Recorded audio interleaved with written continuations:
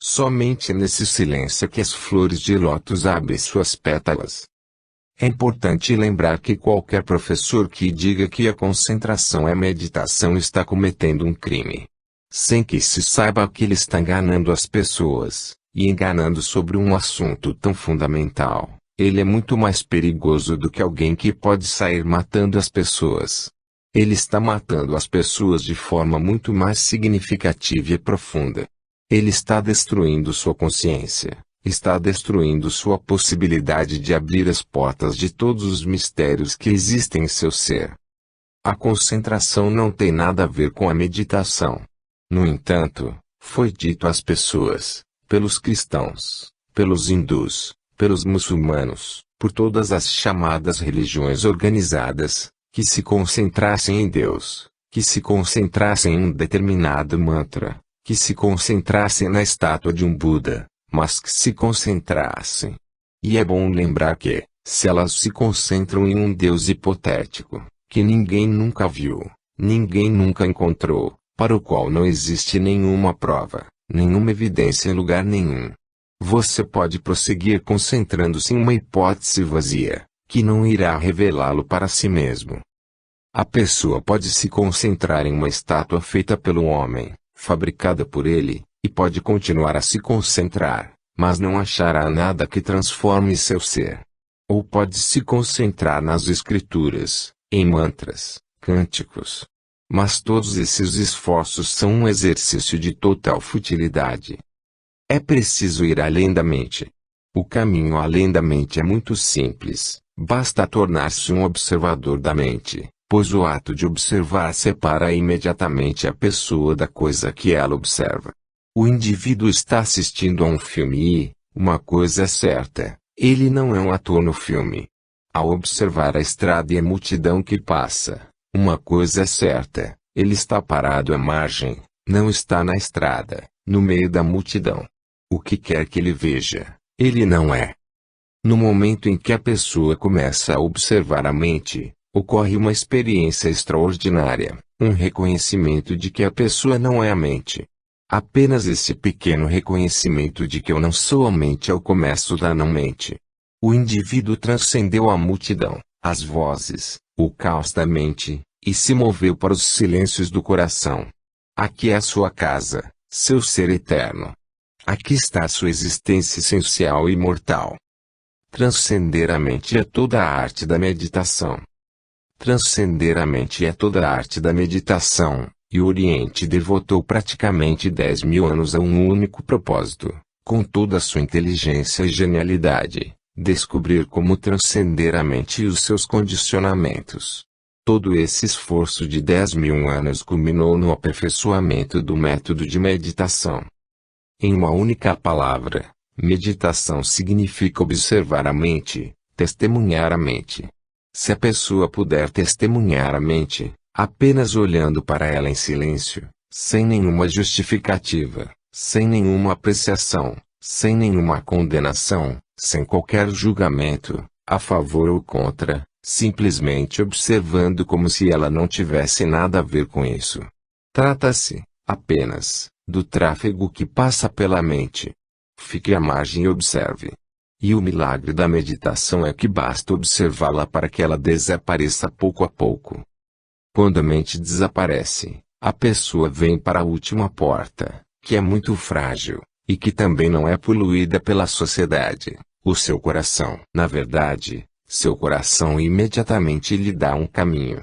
Ele nunca evita a pessoa e está praticamente sempre pronto para que ela possa vir até ele, quando então abrir a porta para o ser. O coração é seu amigo. A cabeça é seu inimigo.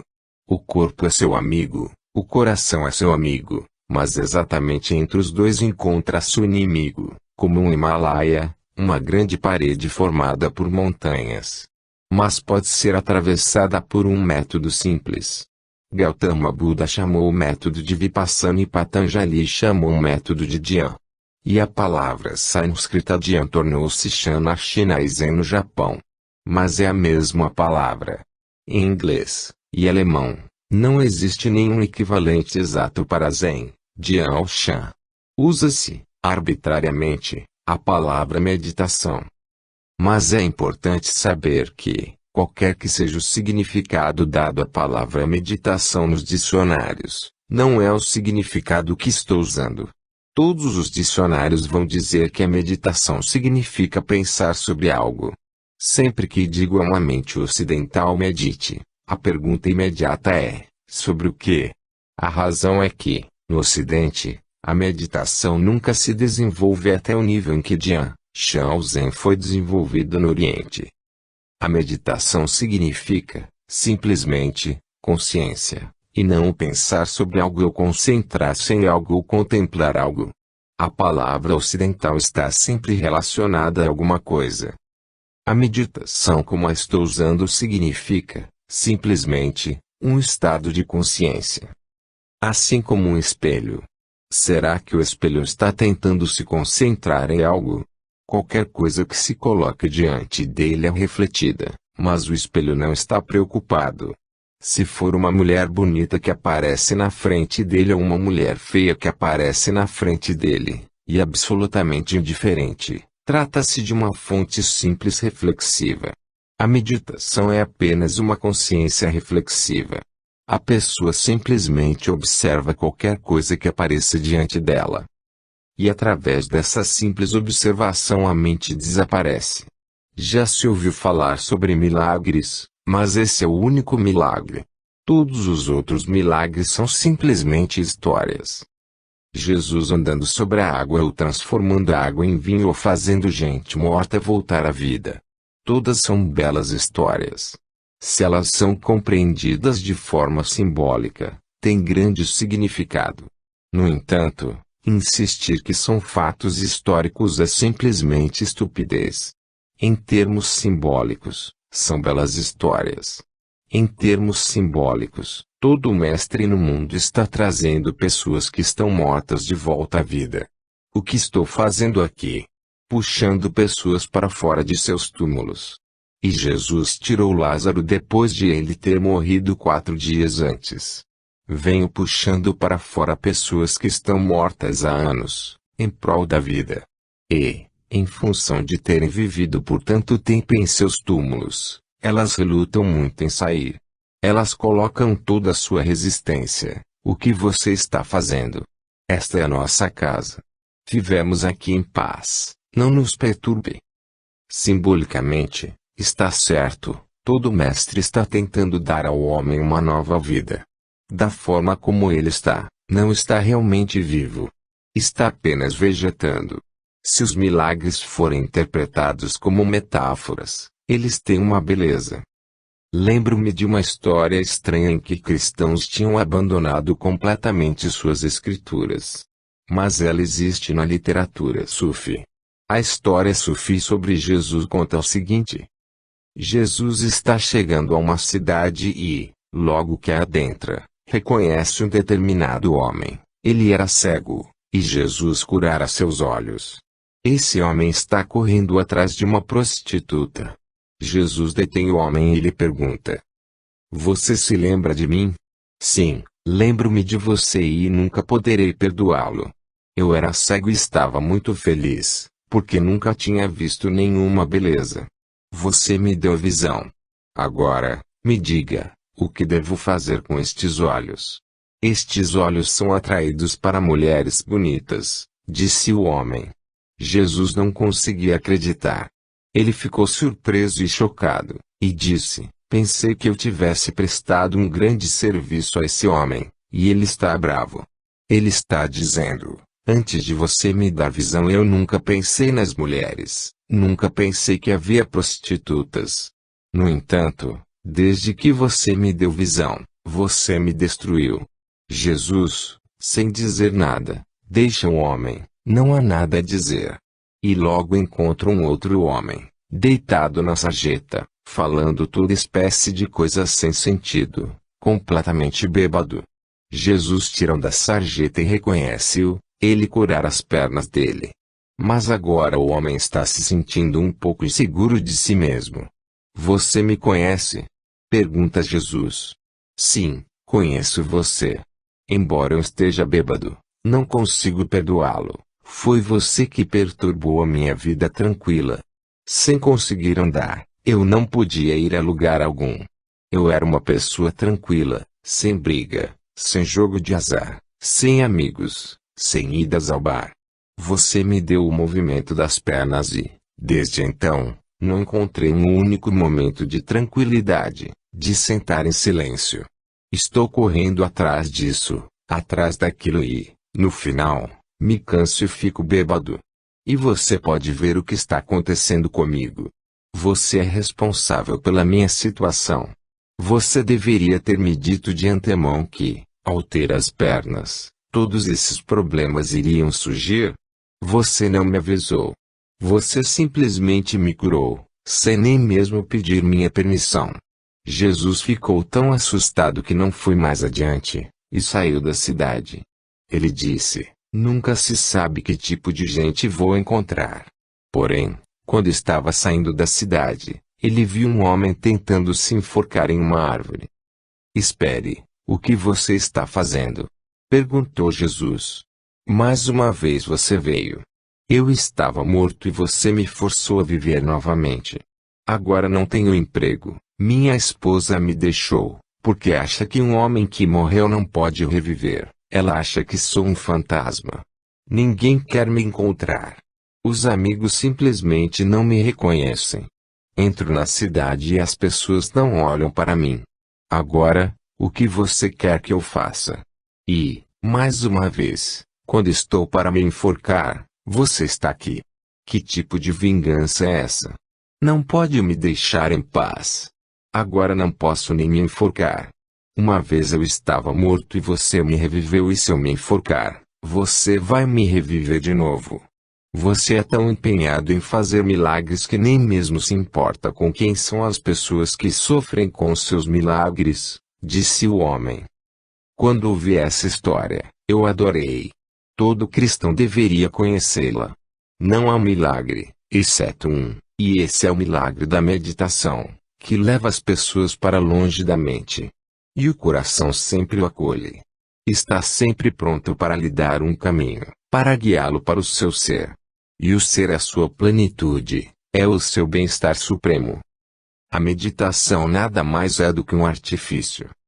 A meditação nada mais é do que um artifício para tornar a pessoa consciente de seu real ser, que não é criado por ela, que não precisa ser criado por ela, ou seja, o que ela já é. A pessoa nasce com isso. Ela é isso. Precisa ser descoberto. Se isso não for possível, ou se a sociedade não permitir que isso aconteça, e nenhuma sociedade permite que aconteça, porque o real ser é perigoso. Perigoso para a igreja oficial, perigoso para o Estado, perigoso para a multidão, perigoso para a tradição, porque, depois que o homem conhece seu real ser, ele se torna completo, indivisível, um verdadeiro indivíduo. Ele não pertence mais à psicologia das massas, ele não será supersticioso, e não pode ser explorado, e não pode ser conduzido como gado. Não pode receber ordens e ser comandado. Ele vai viver de acordo com sua luz. Ele vai viver de sua própria capacidade interior. Sua vida terá grande beleza e integridade. A meditação ajuda a pessoa a desenvolver a própria faculdade intuitiva. Fica muito claro o que vai satisfazê-la, o que vai ajudá-la a florescer. E o que quer que seja, será diferente para cada indivíduo. E é este o significado da palavra indivíduo, cada um é único. E procurar e buscar sua singularidade é uma grande emoção, uma grande aventura. Amor. Sufis, o povo do caminho, Vol. 1, capítulo 14. Por que tenho tanto medo do amor? O amor sempre gera medo, porque o amor é a morte, uma morte maior do que a morte comum, que todos conhecem. Em uma morte comum, o corpo morre, mas não se trata de uma morte realmente. O corpo é como um vestido, quando está ultrapassado e velho, a pessoa o troca por um novo. Não se trata de morte, é apenas uma mudança de vestido ou uma mudança de residência. Mas a pessoa continua, a mente continua, Exatamente a mesma velha mente em corpos novos, exatamente o mesmo velho vinho em garrafas novas. Muda a forma, mas não a mente, muda o formato, mas não a mente. Portanto, a morte comum não é uma morte real. O amor, sim, é uma morte real. O corpo não morre, mas a mente morre. O corpo continua a ser o mesmo, mas o ego desaparece. Se a pessoa ama, vai ter que abandonar todos os conceitos que tem sobre si mesma. Se a pessoa ama, não pode ser o ego, porque o ego não permitirá que ame. Eles são antagônicos. Se escolher o ego, não poderá escolher o amor. Se escolher o amor, terá que abandonar o ego. Daí o medo. Um medo maior do que a morte se apodera da pessoa sempre que ela está apaixonada. É por isso que o amor desapareceu do mundo. Raramente, muito raramente é que acontece o fenômeno em que o amor ataca. O que chamam de amor é apenas uma moeda falsa. As pessoas inventaram porque é muito difícil viver sem amor. É difícil porque, sem amor, a vida não tem significado, é sem sentido. Sem amor, a vida não tem poesia. Sem amor, a árvore existe, mas nunca há flores. Sem amor, as pessoas não podem dançar, não podem comemorar, não podem se sentir agradecidas, não podem orar. Sem amor, os templos são apenas casas comuns, e, com amor, uma casa comum é transformada, transfigurada em um templo. Sem amor, resta às pessoas somente possibilidades, gestos vazios. Com amor, pela primeira vez, a pessoa se torna substancial. Com amor, pela primeira vez, surge nela a alma. O ego cai, mas surge a alma. É impossível viver sem amor, então a humanidade criou um truque. A humanidade inventou um truque, um artifício. O artifício é o seguinte: viver um falso amor, de modo que o ego continue por conta própria. Nada é mudado, e a pessoa pode jogar o jogo de estar apaixonada. Ela pode continuar pensando que ama, pode continuar acreditando que ama. Mas ao olhar para o seu amor vai ver o que acontece com ela. Nada além de sofrimento, nada além do inferno, nada além de conflito, briga, violência. As pessoas devem examinar profundamente suas relações amorosas. Elas se parecem mais com relações de ódio do que de amor. É melhor chamá-las de relações de ódio do que de relações de amor. Entretanto, tendo em vista que todo mundo vive da mesma maneira, as pessoas nunca têm percepção disso. Todo mundo carrega moeda falsa, e as pessoas nunca têm percepção disso. A verdadeira moeda do amor é muito cara. Só se pode comprá-la ao custo de perder a si mesmo. Não existe outra maneira. Portanto, a questão é bastante relevante. O ego é uma entidade falsa, apenas uma noção, uma nuvem no céu do ser, apenas fumaça, nada substancial, um sonho. O amor exige que a pessoa abandone aquilo que ela não tem, e o amor está pronto para lhe dar aquilo que ela tem e que sempre teve. O amor dá a ela sua alma de volta, enquanto o ego continua a esconder a pessoa de sua alma. E o medo está lá. O medo é natural, mas é preciso ir, apesar do medo. Seja corajoso, não seja covarde. A verdadeira coragem do ser é testada somente quando surge o amor. A pessoa nunca sabe de que tipo de coragem ela é feita antes de amar. Na vida comum, no mercado, fazendo isto e aquilo, no mundo da ambição e da política e do poder, a verdadeira coragem nunca é realmente testada. Nunca ninguém passa pelo fogo. O amor é o fogo.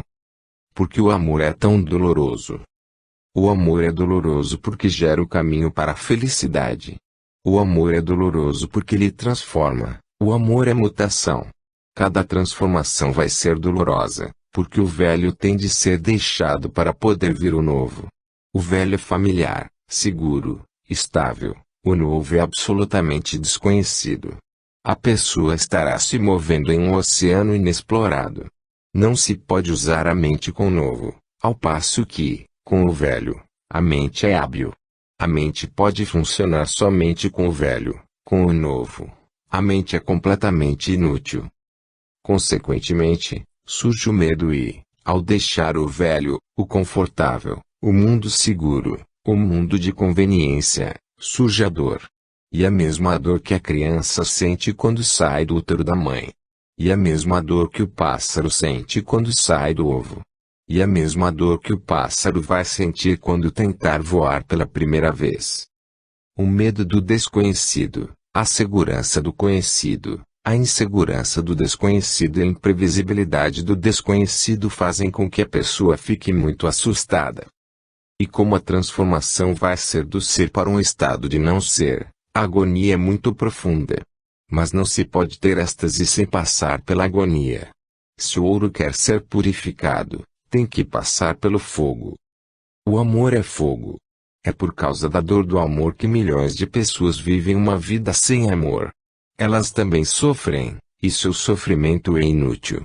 Sofrer no amor não é sofrer em vão. Sofrer no amor é criativo, e conduz a níveis mais elevados de consciência. Sofrer sem amor é um desperdício total, não leva ninguém a lugar algum, e mantém as pessoas em movimento no mesmo círculo vicioso. O homem que não tem amor é narcisista, fechado. Ele conhece apenas a si mesmo. E quanto ele pode conhecer de si mesmo se não conhece o outro, uma vez que somente o outro pode funcionar como um espelho? Nunca vai conhecer a si mesmo sem conhecer o outro. O amor é fundamental também para o autoconhecimento. A pessoa que não conheceu outro em amor profundo, em paixão intensa, em êxtase total, não será capaz de saber quem é, porque não vai ter o espelho para ver seu próprio reflexo. O relacionamento é um espelho. Quanto mais puro o amor, mais elevado. Quanto mais limpo o espelho, melhor o espelho. Porém, o amor mais elevado exige que a pessoa esteja aberta. O amor mais elevado exige que a pessoa esteja vulnerável. Ela tem que abandonar sua armadura, e isso é doloroso. É necessário que não esteja constantemente alerta. Tem que abandonar a mente calculista. Tem que se arriscar. Tem que viver perigosamente. O outro pode machucá-la, e é esse o medo de estar vulnerável. O outro pode rejeitá-la, e é esse o medo de estar apaixonada. O reflexo que a pessoa vai encontrar no outro de seu próprio eu pode ser feio, e essa ansiedade. Portanto, deve evitar o espelho. Porém, o fato de evitar o espelho não significa que a pessoa vai ficar bela. Ao evitar a situação, a pessoa também não crescerá. O desafio tem que ser aceito. É preciso amar. Este é o primeiro passo em direção a Deus, e não pode ser ignorado. Aqueles que tentam ignorar o passo do amor nunca chegarão a Deus. Isso é absolutamente necessário, porque a pessoa se torna ciente de sua totalidade somente quando é provocada pela presença do outro, quando sua presença é realçada pela presença do outro, quando ela é tirada de seu mundo narcisista e fechado para céu aberto. O amor é um céu aberto. Estar apaixonado é poder voar. Porém, com certeza, o céu infinito gera medo. Além disso, abandonar o ego é muito doloroso, porque o homem foi ensinado a cultivar o ego. Ele acha que o ego é o seu único tesouro. Protege-o, decora-o, sempre lhe dá polimento, e quando o amor bate à porta, tudo o que é preciso para se apaixonar é colocar o ego de lado, e, sem dúvida, é doloroso. Trata-se de um trabalho de uma vida inteira, é tudo o que ele criou, esse ego feio, essa ideia de que eu sou separado da existência. Essa ideia é feia porque é falsa. Essa ideia é ilusória, mas a nossa sociedade é baseada nessa ideia de que cada pessoa é uma pessoa, não uma presença. A verdade é que não há nenhuma pessoa em todo o mundo, há somente a presença. O ser humano não como um ego, separado do todo. Ele é parte do todo.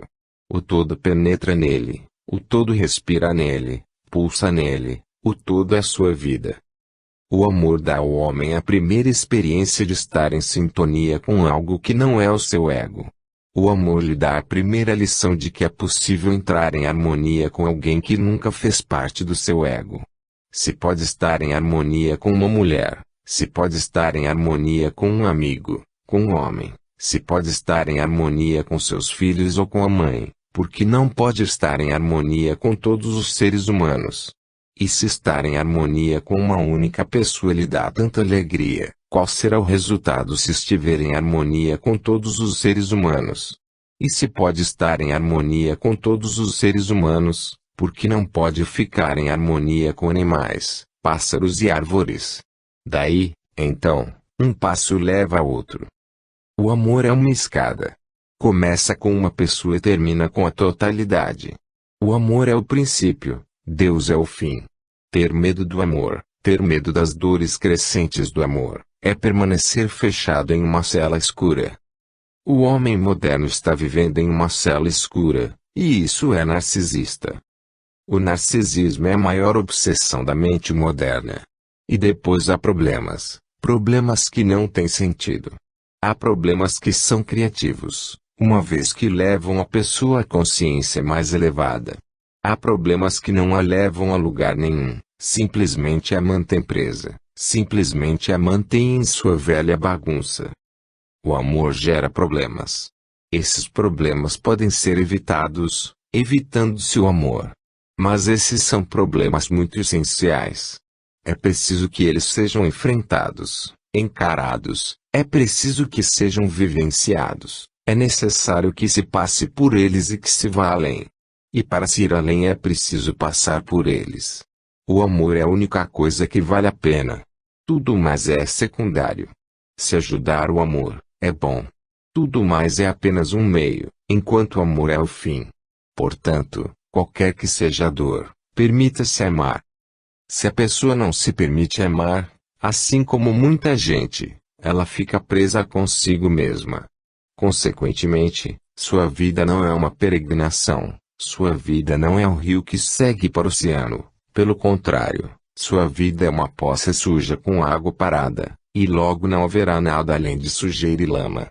Para que seja mantida limpa é necessário mantê-la fluindo. Um rio permanece limpo porque seu fluxo é contínuo. O fluxo é o processo que o mantém continuamente virgem. Um amante continua a ser um virgem. Todos os amantes são virgens.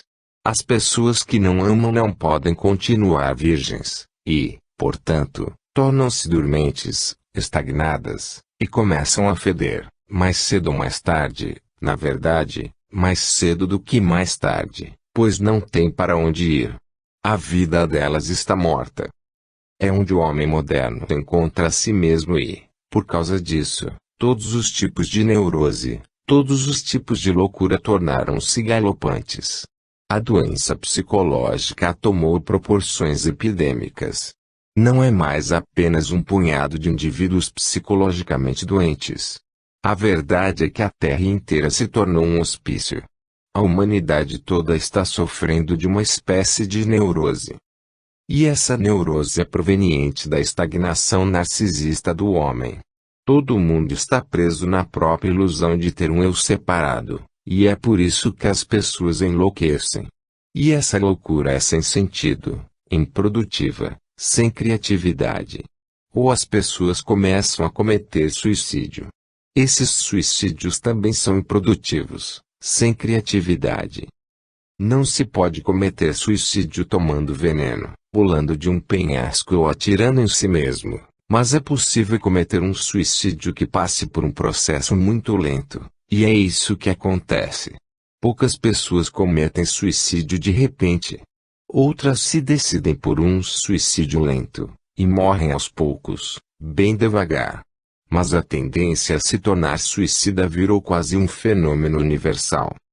Isso não é modo de vida, e a razão fundamental, é que as pessoas esqueceram a linguagem do amor.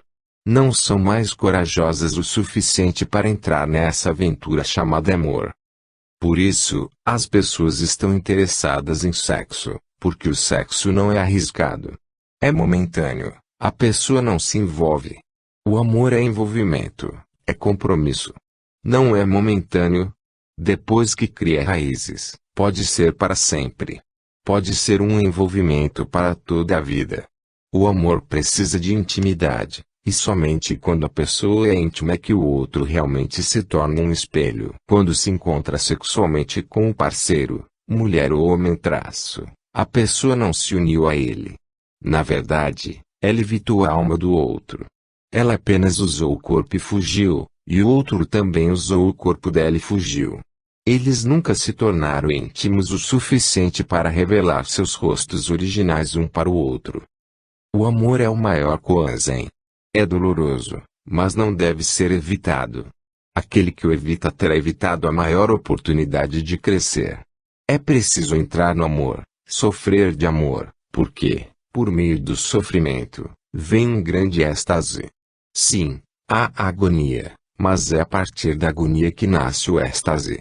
Sim, o indivíduo terá de morrer como um ego, e se pode morrer como um ego, poderá nascer como Deus, como um Buda. E o amor vai lhe dar o primeiro gostinho do tal, do sufismo, do Zen.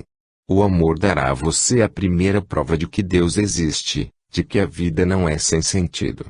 Aqueles que dizem que a vida é sem sentido são aqueles que não conheceram o amor. Tudo o que dizem é que faltou amor em suas vidas. Que haja dor, que haja sofrimento. Atravessem a noite escura, e vão chegar a um belo nascer do sol. É no ventre da noite escura que o sol evolui. E através da noite escura que a manhã chega. Toda minha abordagem aqui é de amor. Ensino amor, só amor, nada mais. Podem esquecer Deus, isso é apenas uma palavra vazia. Podem esquecer orações, porque são apenas rituais impostos por outros. O amor é a oração natural, não imposta por ninguém. O homem nasce com ele. O amor é o verdadeiro Deus, não o Deus dos teólogos, mas o Deus de Buda, de Jesus, de Maomé, o Deus dos sufis. O amor é um tarika, um método, para matar o indivíduo como um indivíduo separado e ajudá-lo a se tornar o infinito.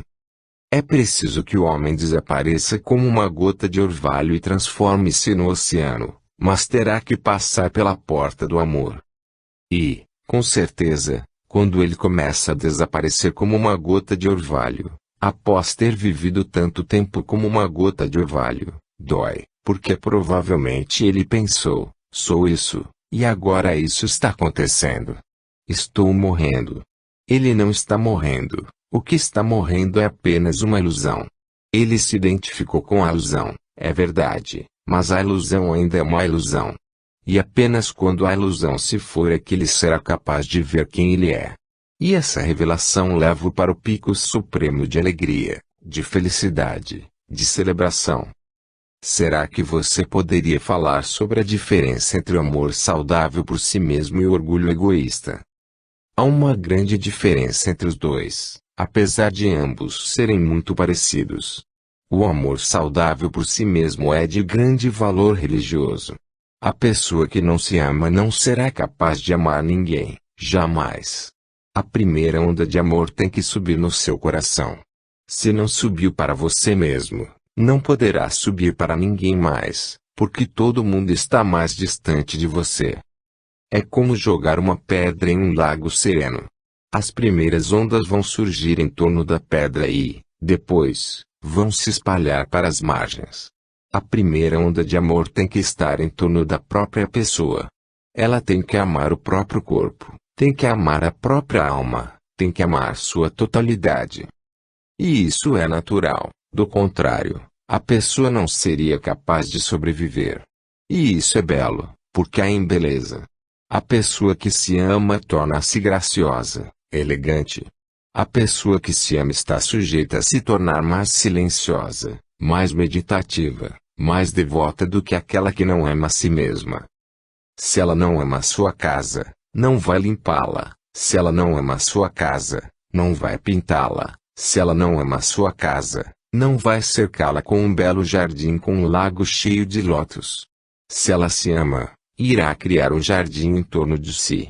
Tentará desenvolver seu potencial, tentará trazer para fora tudo que estiver nela para ser expresso.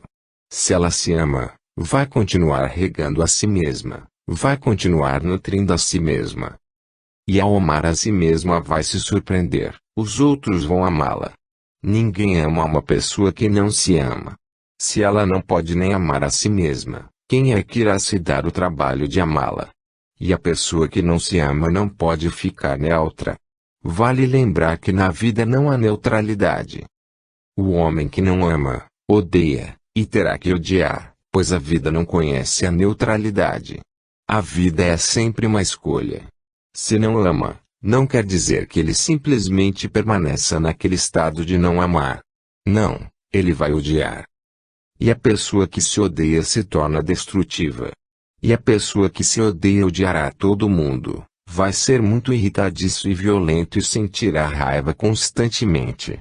Como a pessoa que se odeia pode esperar que os outros venham a amá-la? Toda a sua vida será destruída. Amar a si mesmo é de grande valor religioso. Ausência de ego. Você sempre fala sobre abandonar o ego, mas como posso fazer isso quando não consigo distinguir entre o que é o ego e o que é a minha verdadeira natureza? O ego não pode ser abandonado. É como a escuridão, não se pode abandonar a escuridão, pode-se, apenas, introduzir a luz. No momento em que há luz, a escuridão deixa de estar presente. Pode-se dizer que esse é o caminho do abandono da escuridão, mas não literalmente. A escuridão não existe, a escuridão é a ausência de luz. Por isso, não se pode fazer nada diretamente para ela. Pode-se apenas fazer algo para a luz, seja introduzi-la ou eliminá-la. Se for escuridão o que se deseja, apaga-se a luz. Se não se quer escuridão, acende-se a luz. O ego não pode ser abandonado. A meditação pode ser aprendida. A meditação funciona como uma luz. A meditação é a luz. Torne-se luz e você não vai encontrar o ego em lugar algum. Aquele que quiser abandonar o ego vai estar em apuros, pois quem é essa pessoa que deseja abandoná-lo? É o próprio ego, que agora joga um novo jogo. O jogo chamado espiritualidade, religião, autorrealização. Quem está fazendo essa pergunta? É o próprio ego, enganando a pessoa. E quando o ego pergunta, pode ser abandonado, naturalmente a pessoa pensa, esse não pode ser o ego. Como o ego pode solicitar o seu próprio suicídio? É assim que o ego a engana. A natureza da pessoa não tem dúvidas, não precisa de respostas. Sua natureza é absolutamente clara, cheia de luz. Não conhece escuridão, nunca encontrou nenhuma escuridão. Ela não precisa abandonar o ego. Basta olhar dentro de si, procurar onde está. É preciso, primeiro, encontrá-lo. Não deve se preocupar com sua natureza nesse momento. Basta olhar para dentro, procurar pelo ego, e não vai encontrá-lo. Em vez disso, ela encontrará sua própria natureza, luminosa, perfumada como uma flor de lótus. Não depara com tal beleza em nenhum outro lugar. É a experiência mais bela da vida. E, depois de ter visto sua própria lótus de luz, sua própria lótus florescendo, o ego está acabado, para sempre. Daí não vai fazer essas perguntas sem sentido. Como distinguir, você diz, entre o que é o ego e o que é a minha verdadeira natureza? Ou o ego está lá, e, então, a verdadeira natureza não é conhecida, ou a verdadeira natureza é conhecida, e, então, não há nenhum ego. Não se pode ter os dois, portanto, não se pode fazer nenhuma distinção, não se pode distingui-los, e eles não podem estar presentes juntos. Somente um pode estar presente.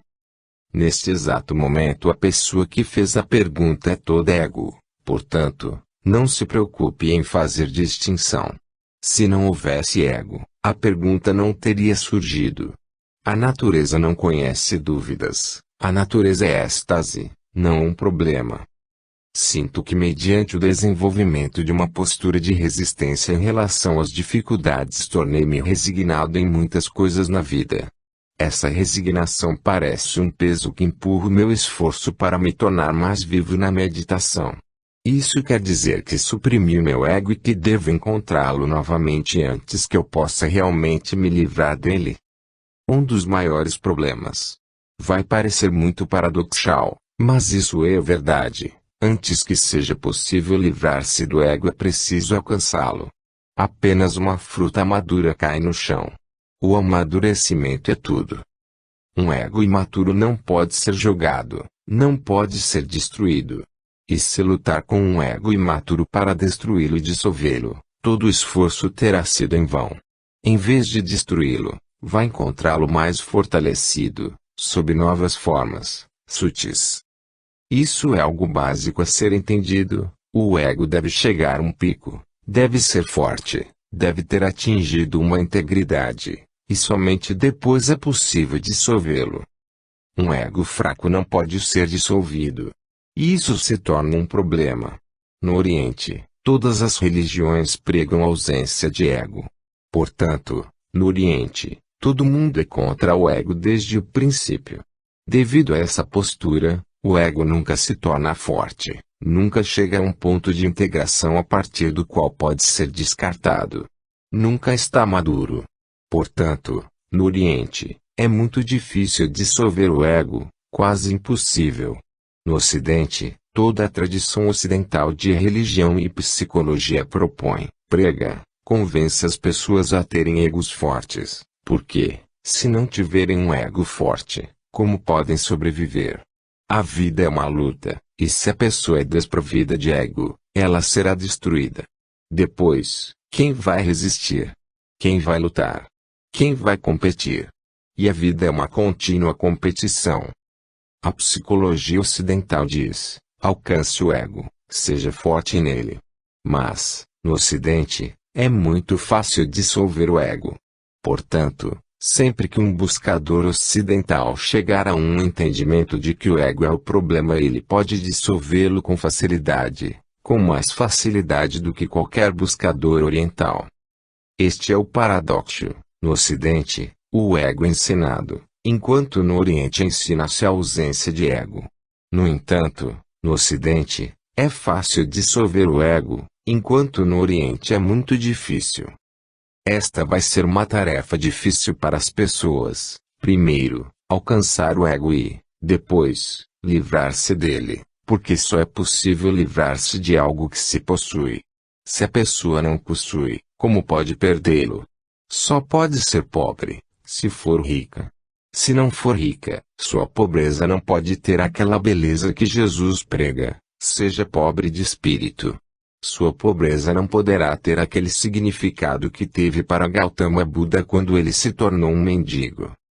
Somente um homem rico pode se tornar pobre, porque só se pode perder aquilo que se tem, como aquele que nunca foi rico pode ser pobre.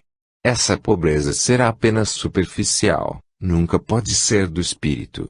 Na superfície, ele vai ser pobre e, lá no fundo, vai ansiar por riquezas.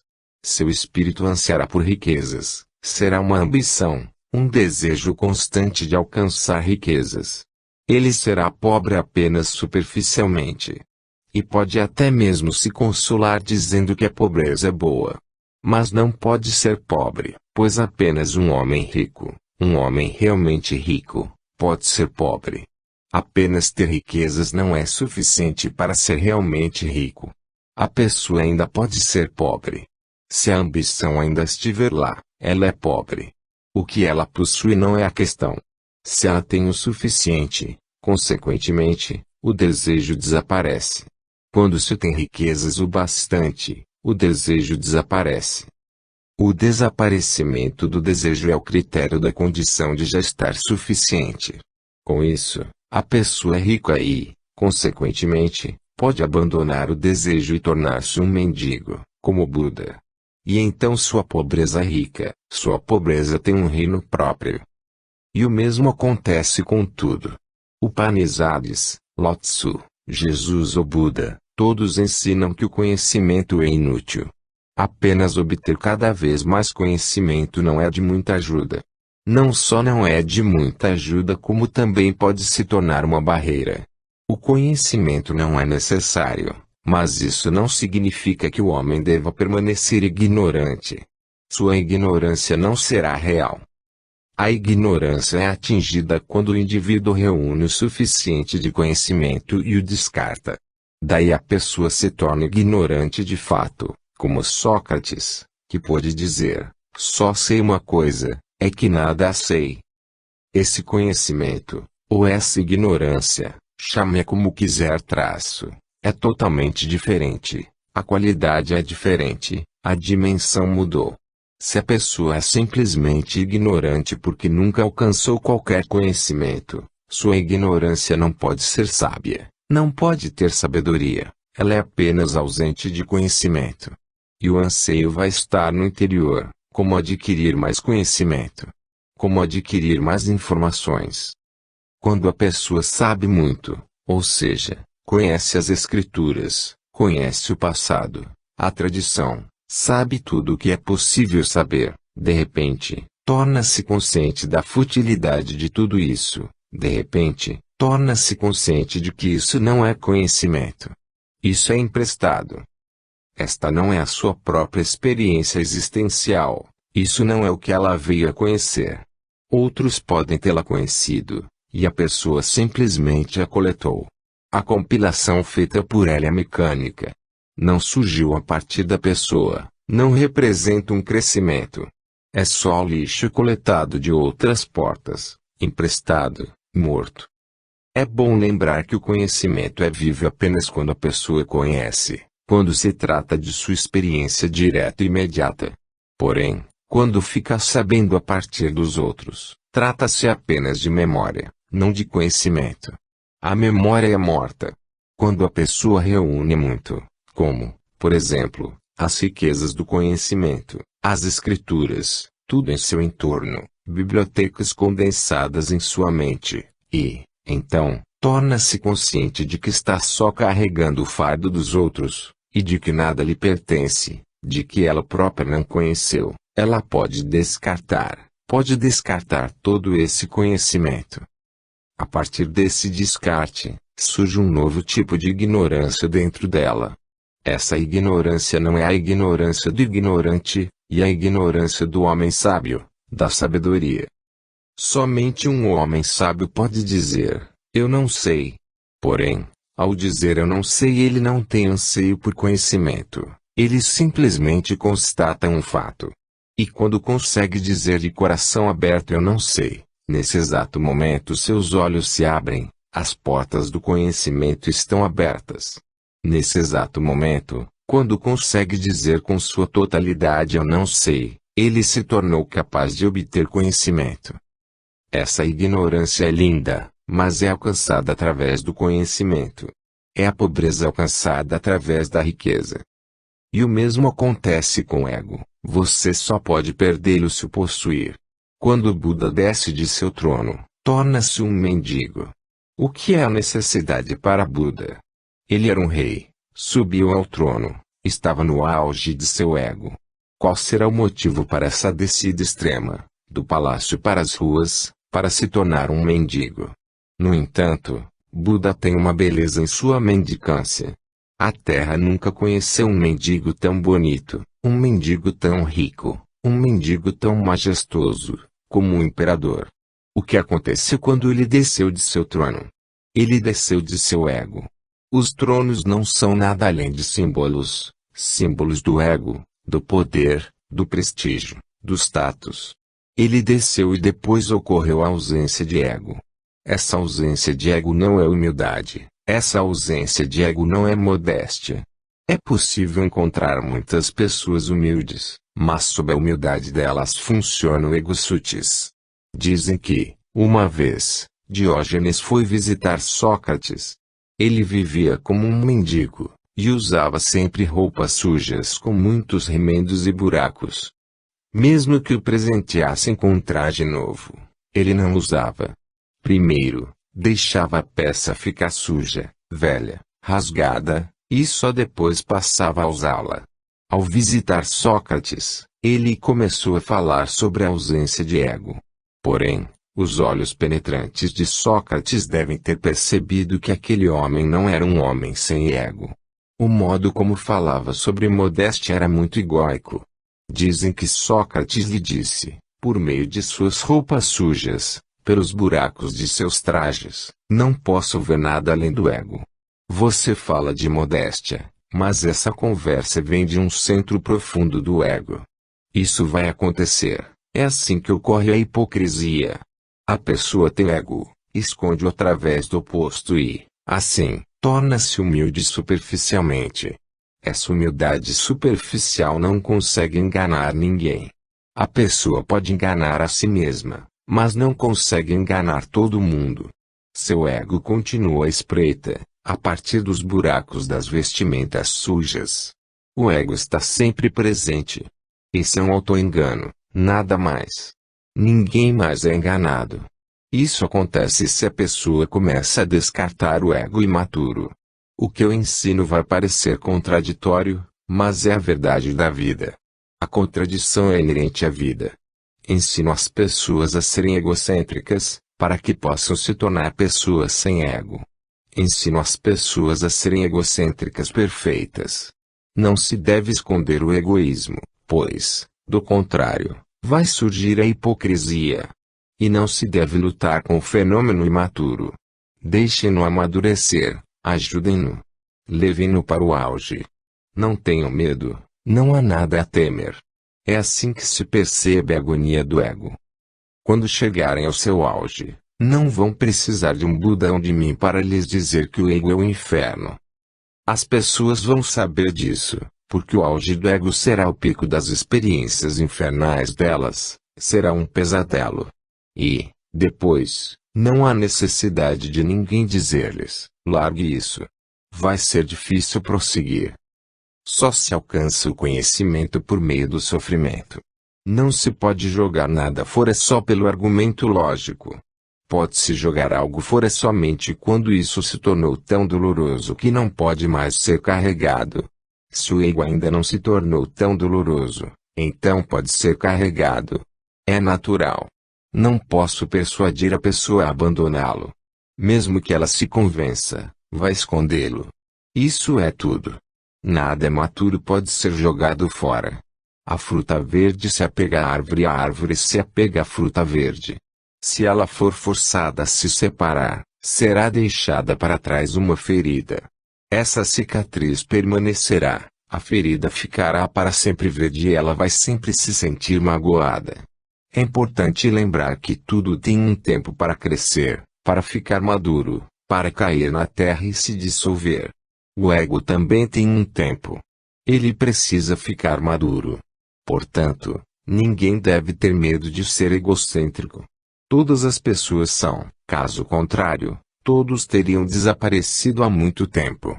Esse é o mecanismo da vida. A pessoa tem que ser egocêntrica, tem que lutar, à sua maneira, tem que lutar com muitos milhares de desejos em torno de si, tem que lutar, tem que sobreviver. O ego é uma medida de sobrevivência. Se uma criança nasce sem o ego, ela morre.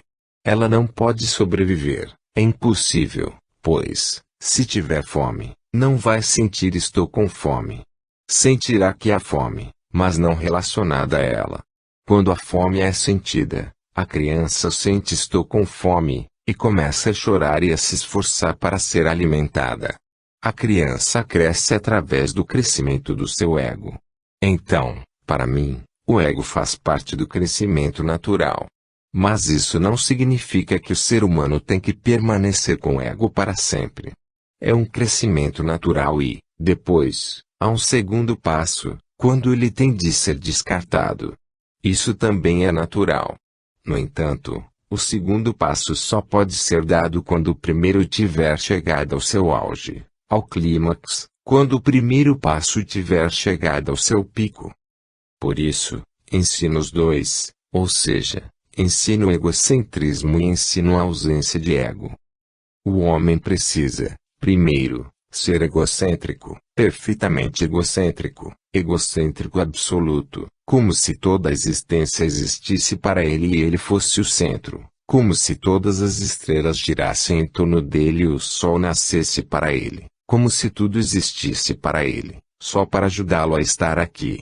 Deve ser o centro, e não precisa ter medo, porque, se tiver medo, nunca irá amadurecer. Deve aceitar isso. Faz parte do crescimento. Precisa apreciá-lo e levá-lo ao auge. Quando chegar a um nível máximo, De repente, o homem vai ter consciência de que não é o centro. E que isso foi uma falácia, uma atitude infantil. Mas ele era uma criança, de modo que não há nada de errado nisso. Agora ele amadureceu, e agora percebe que não é o centro. Realmente, quando o homem percebe que não é o centro, também percebe que não há centro na existência ou que todo lugar é o centro. Ou não existe centro e a existência existe como uma totalidade, uma plenitude sem nenhum centro como ponto de controle, ou que cada átomo é um centro. Jacob Boehme disse que o mundo inteiro é cheio de centros, que cada átomo é um centro e que não há circunferência, ou seja, há centros em todo lugar, mas não há centros em lugar algum. As possibilidades são essas duas. Ambas significam a mesma coisa, apenas as palavras são diferentes e contraditórias. De qualquer forma, o homem deve, primeiro, se tornar um centro. É algo assim, a pessoa está em um sonho. Se o sonho chega ao seu auge, ele será cortado. Sempre que isso acontece, sempre que um sonho chega ao clímax, é cortado. E o que é o clímax de um sonho? O clímax de um sonho é a sensação de que ele é real. A pessoa sente que é real, que não é um sonho, e segue até um pico mais alto, e o sonho torna-se quase real. Nunca pode tornar-se real, mas torna-se quase real. O sonho chega tão perto da realidade que não se pode ir mais longe, pois um passo a mais e ele se torna real. E não pode se tornar real porque é um sonho. Quando chega muito perto da realidade, o sono é cortado, o sonho é despedaçado, e a pessoa fica completamente desperta. O mesmo acontece com todos os tipos de falácia. O ego é o maior sonho. Ele tem sua beleza, sua agonia. Ele tem seu êxtase, sua agonia. Ele tem seus céus e seus infernos, ambos estão presentes. Os sonhos, às vezes, são lindos e, outras vezes, são pesadelos, mas ambos são sonhos. Por isso, não digo às pessoas para saírem de seus sonhos antes que chegue o tempo. Não, nunca se deve fazer nada antes do tempo. É preciso deixar que as coisas cresçam, deixar que as coisas tenham seu próprio tempo, para que tudo aconteça naturalmente. O ego vai cair. Pode cair por conta própria também. Se a pessoa simplesmente deixá-lo crescer e ajudá-lo a crescer, não haverá necessidade de abandoná-lo. Isso é muito profundo. Se a pessoa o descarta, é porque o ego permaneceu no interior. Quem vai descartá-lo? Se a pessoa pensa em descartá-lo, é porque ela é o ego. Portanto, sempre que descartá-lo, na verdade, não será a coisa real. A coisa real será preservada e a pessoa terá descartado outra coisa. O homem não pode fazer com que ele próprio fique sem ego. Quem vai fazer isso? Isso acontece, não é algo que se faça. A pessoa cresce em ego e chega a um ponto em que a coisa toda se torna tão infernal que o sonho é desfeito. De repente, percebe que o ganso está fora, e que nunca esteve na garrafa. O homem nunca foi um ego.